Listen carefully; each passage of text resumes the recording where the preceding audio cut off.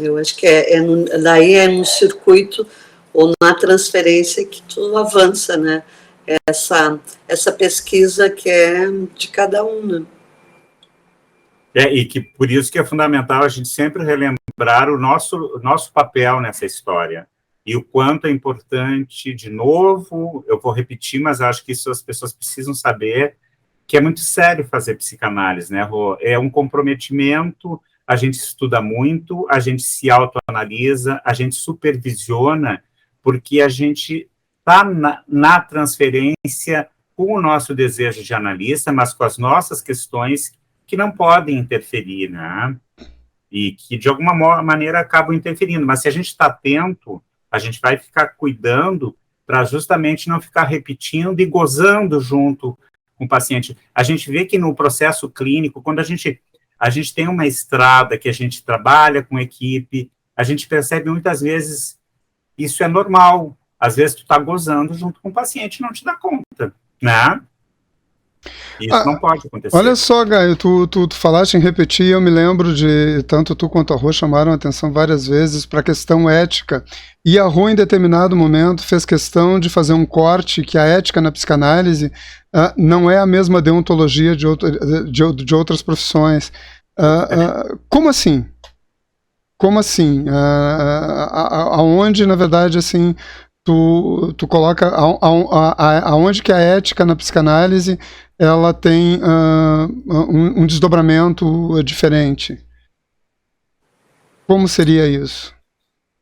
Quando eu cito as éticas deontológicas, nós poderíamos aí falar da ética médica, ética nas diferentes profissões, deontologia, tá? Na ética da psicologia, no caso, né? Exato, estava lembrando disso. Nas várias psicologias. E ali a gente vai estar respaldada, o profissional está respaldado em cima de um código de ética da profissão. Tá? Na psicanálise, tu não tem um conselho regional, estadual, federal de psicanálise, nesse sentido.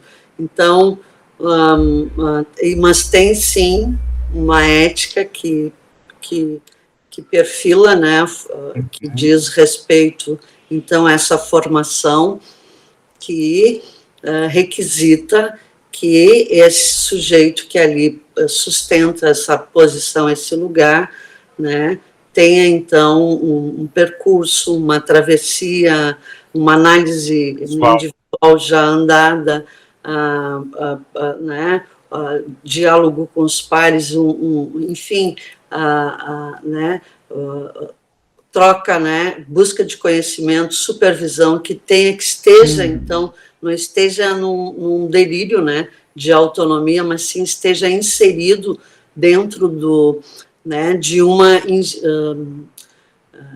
dentro de um espaço onde ele faz interlocuções com pares, né, ou seja, não esteja sozinho. É claro que na sua clínica tem a dimensão aí dessa solidão, mas eu digo assim, que ele tenha uma posição social, enfim, claro, e possa sustentar essa prática.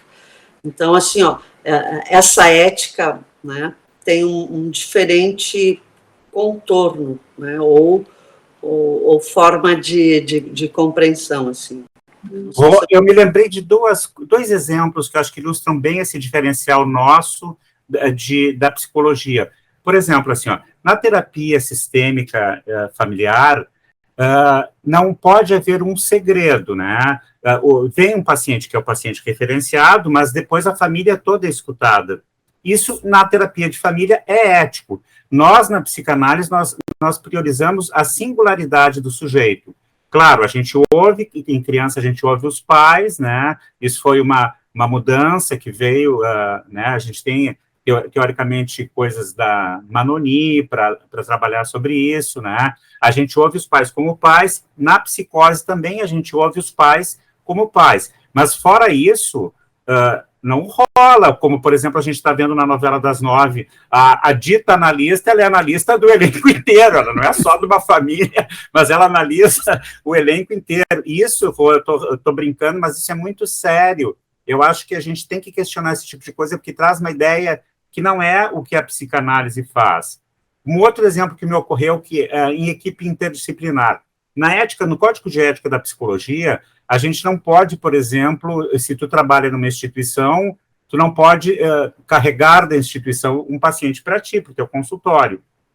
Mas, numa equipe com a psicanálise, isso tem exceções, porque conforme o consenso, tu não pode sair sozinho fazendo isso, mas se tu tiver um aval da equipe, um aval da supervisão, e for importante para aquele paciente, porque ele tem uma transferência muito importante contigo e que está tendo um processo de transformação, aí é chancelada a possibilidade do paciente da instituição seguir no teu consultório. Então, eu trouxe 2 exemplos para marcar as diferenças de ética, né, da psicologia como um todo e da psicanálise, né?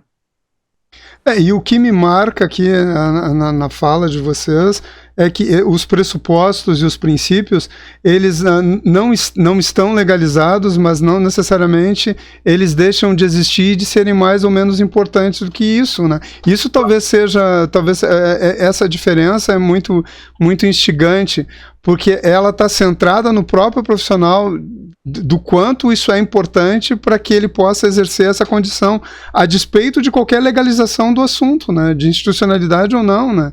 Isso é muito interessante. Aquilo que a Rô falou é fundamental, que a gente tenha o reconhecimento dos pares, né, e a gente não pode deixar de lembrar a ética do desejo, que é, né, no seminário do Lacan, isso é o foco, né, e o desejo, novamente, demanda que a gente pense onde é que está o desejo do analista e quando ele se encontra com o desejo do analisando. Não é o meu desejo egóico de ser analista e a forma que eu vou lidar nessas intervenções, no meu fazer clínico, que vai ser o que a ética da psicanálise traz. Então, isso é muito sério. De novo, eu sublinho, é muito sério fazer clínica psicanalítica bem feita, com ética, com respeito e com um desejo potente, que tem que ter essa humildade, de ter análise pessoal, de ter esse tripé, análise pessoal, supervisão, né, e estudar. Olha só, pessoal, deixa eu justificar, inclusive, esse comentário anterior, porque a gente vive num mundo, assim, numa dependência legalista, muitas vezes, da própria existência, né. Nós estávamos num curso para químicos para cargas perigosas. Então, o transporte de cargas perigosas, tu precisa, para ser responsável técnico, de um curso específico. E aí, bom, é um curso para responsável técnico, né? E aí, lá pelas tantas,